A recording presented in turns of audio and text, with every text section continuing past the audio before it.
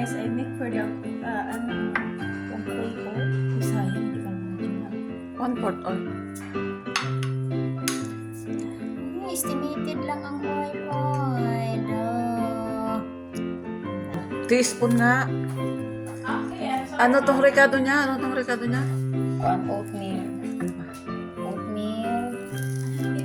Dates. Dates. Dates o walnut. Walnuts. Bigay ko na kung ano. Wait. Yung coffee pa na. Himas-himasin mo naman. Ganun mo na lang kasi wala tayong food processor kaya mas.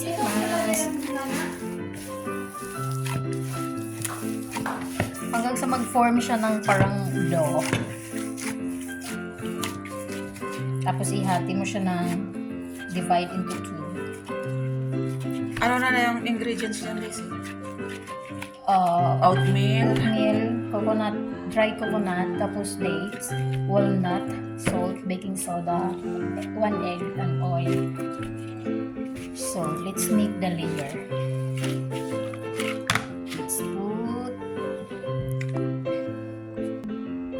estimated lang 1 teaspoon Salt. asin.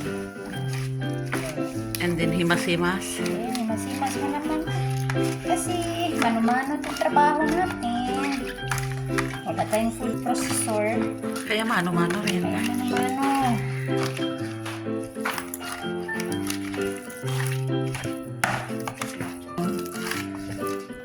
Do. Hirap din ng gawaan niya na yan. Masa-masa man ay. Make the first layer. So, what I do is like this. Para Maging plat. Parang, banigan ba? Banigan. parang kubbe. Para siyang banigan mo ng buko natin. Anong pangalan nitong ginagawa mo? Date bar. Date bar. Dates bar.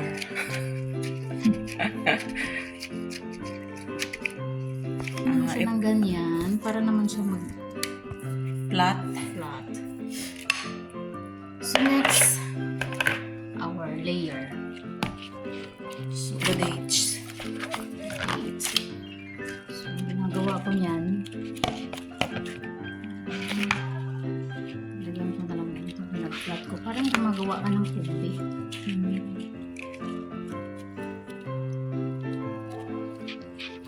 Kasi sulat itong mano-mano itong trabaho natin. Ayan, i-plat na naman. Siya. Parang Wala ka na ilalagay dyan. Wala nang mantika-mantika. wala. I-plat din yung dates. Parang siya magdagan na lang.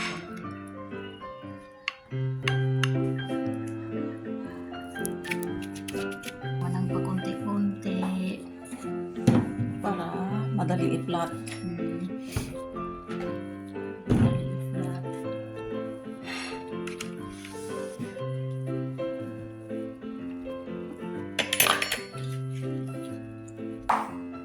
Ay, kailangan ko pala yung ano dahil kutsara pa. I need the spoon. Hi, I love you so much. Sana din makapunta kayo sa bahay ko. So, pasyagin kayo.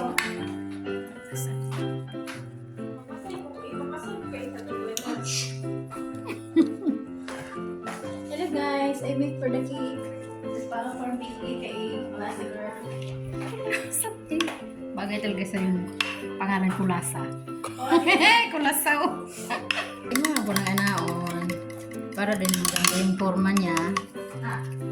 Sing ganda ng gumagawa.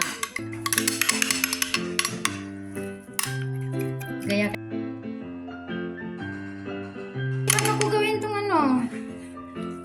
Cut na natin siya ng Hello? cut na natin. This is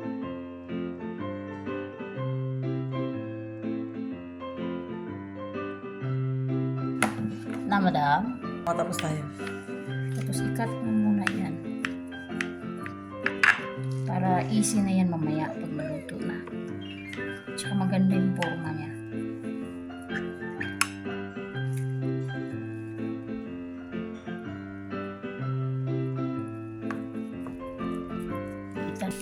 Lagay na natin sa oven. To the oven for 20 minutes.